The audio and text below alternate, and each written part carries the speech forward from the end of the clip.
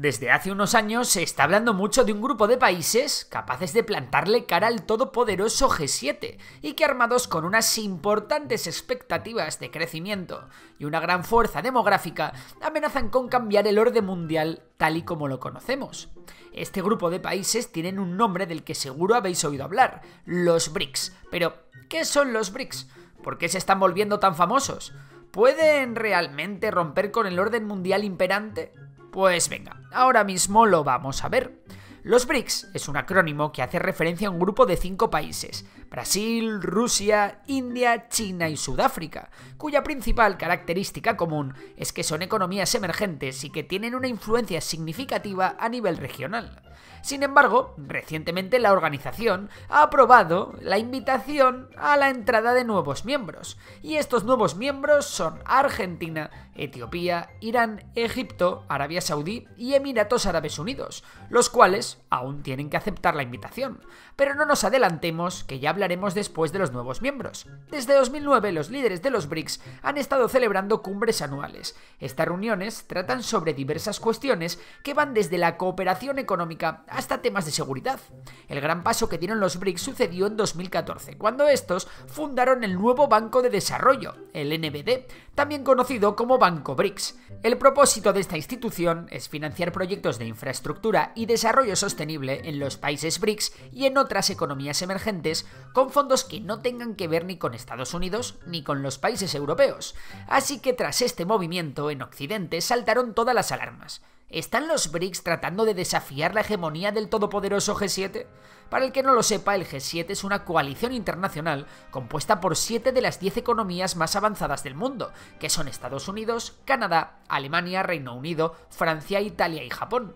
Estas naciones se reúnen anualmente para discutir y promover acuerdos sobre grandes temas económicos y políticos globales. Además, la Unión Europea también está representada en las reuniones del G7, aunque no es considerada un miembro como tal.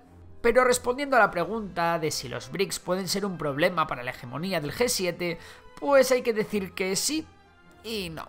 Comencemos por lo malo. El problema para los BRICS es que el G7 es un grupo geopolítico muy unido.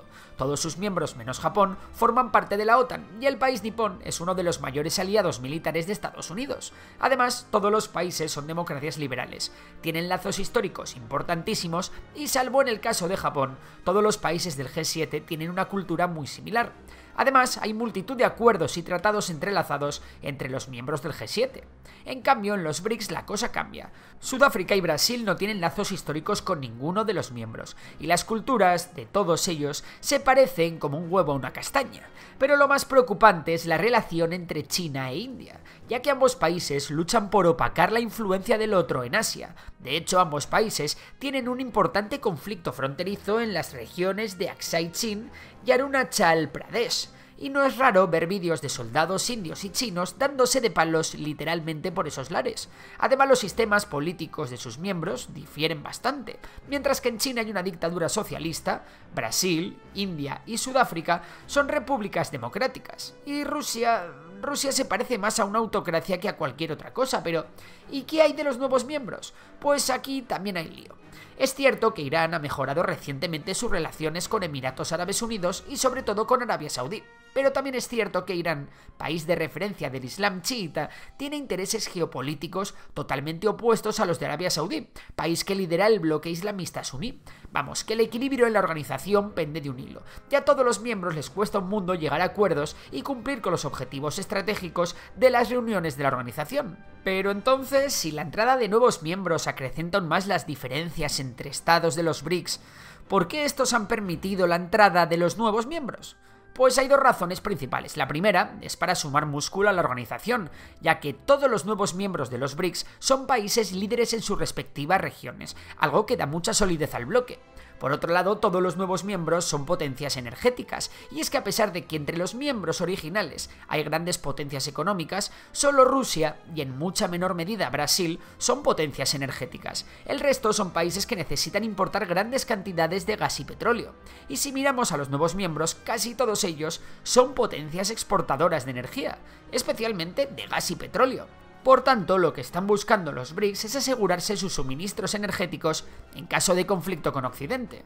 Otro problema de los BRICS es que las economías de sus miembros han evolucionado de forma muy diferente. Mientras que China ha experimentado un crecimiento económico espectacular y se ha convertido en la segunda economía más grande del mundo, otros miembros como Brasil y Rusia han enfrentado periodos de estancamiento o recesión, y estas disparidades pueden dar como resultado diferentes prioridades y enfoques económicos.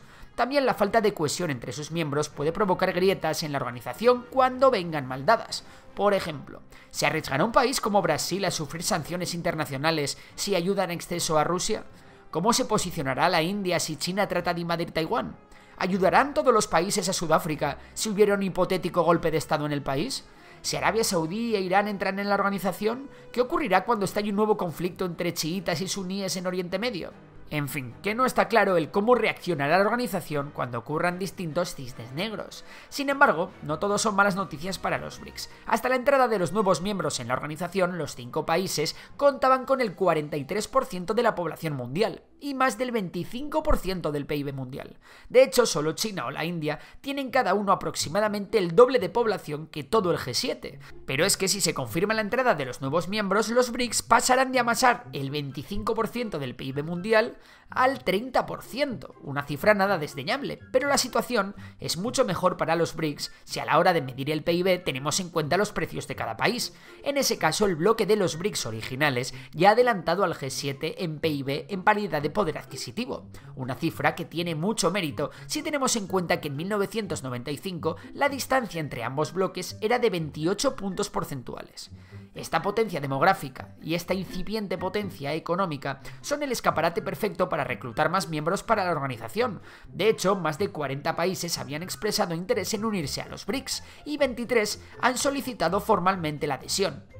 Antes hemos hablado de todo lo que separa a los BRICS de ser una organización económica cohesionada y de por qué es muy complicado que en el futuro los BRICS puedan plantearse algún tipo de objetivo político. Sin embargo, estos países tienen un interés común por encima de todo: intentar ser independientes de Occidente, y para eso los BRICS tienen un plan.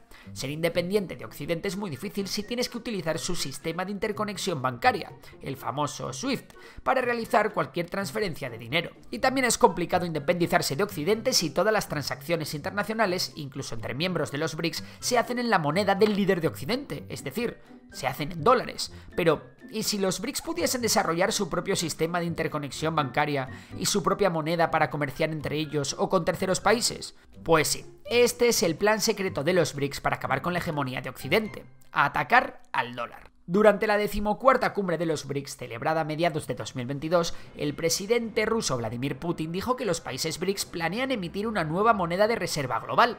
El proyecto podría aprovechar la tecnología blockchain y los contratos inteligentes. La moneda podría revolucionar el sistema financiero global. De realizarse, todavía no está claro cómo se podría hacer. Una opción posible es que la moneda se pueda utilizar solo para transacciones internacionales, y el valor de esta se ligue a una combinación del valor de las divisas locales de los países miembros.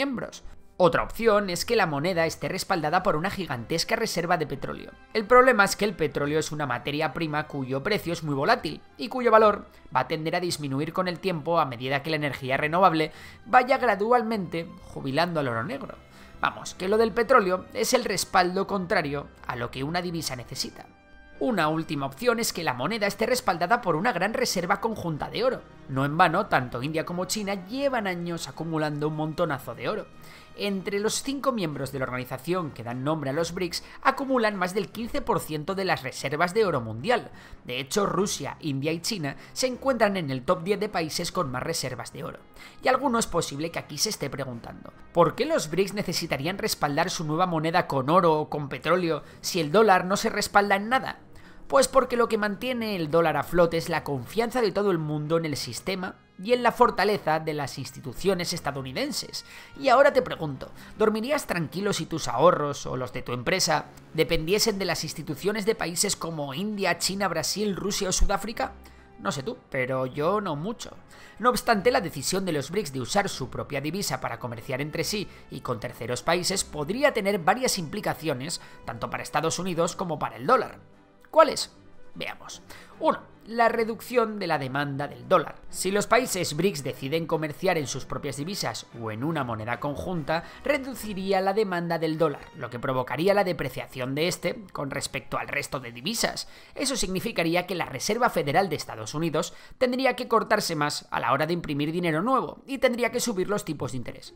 2. Una economía con los tipos de interés altos significa una economía con menos crecimiento económico, ya que a las familias les costaría más pedir dinero prestado para consumir y a las empresas para invertir en su desarrollo y crecimiento.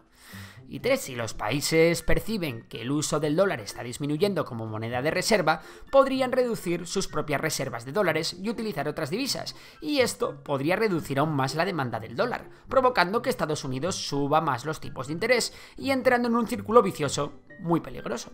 El problema de todo esto es que los propios BRICS no se ponen de acuerdo en la forma en la que llevar a cabo este asunto. Establecer una moneda común o acordar tasas de cambio estables entre sus propias monedas requeriría una considerable coordinación entre los países BRICS, que como hemos visto tienen economías, políticas fiscales y estructuras políticas muy diferentes. En la última cumbre de los BRICS en Sudáfrica, la cuestión de la moneda común quedó en revisión, y no será hasta el año que viene cuando los ministros de finanzas de los países miembros se reunirán de nuevo para evaluar el asunto. De momento, los países miembros se limitarán a intentar utilizar más sus monedas locales para realizar sus relaciones comerciales entre ellos. Y ahora que sabes todo esto, ¿tú qué opinas? ¿Podrán los BRICS y sus posibles nuevos miembros acabar con la hegemonía del dólar y del G7? Bueno, si crees que los BRICS tienen recorrido al alza, quizás te pueda resultar interesante invertir en estos países. Y la mejor forma de hacerlo es con un ETF que replique los principales índices de los BRICS. Aunque a día de hoy es más fácil encontrar ETFs que repliquen conjuntamente los mercados chino, indio y brasileño, dejando fuera a Rusia por el tema de las sanciones y a Sudáfrica por ser un mercado muy pequeño. Un ejemplo puede ser el ETF iShares MSCI BIC, pero ten en cuenta que casi cualquier ETF que invierta en los BRICS dará un peso mayor a China que al resto de países. Si no sabes lo que es un ETF, te dejo un vídeo en el canal explicándolo. Y si quieres invertir en acciones y ETFs de todo el mundo, ya sabes que puedes hacerlo en XTB, un broker serio que nos apoya siendo el patrocinador del canal, donde además tienes un montón de cursos gratis para aprender a invertir. Os dejo el link en la descripción y recordad que el vídeo es solo informativo y que no es ninguna recomendación de inversión. Por lo demás, nada, si te ha gustado ya sabes que puedes darle a like, compartirlo y nos vemos en la próxima. ¡Hasta pronto!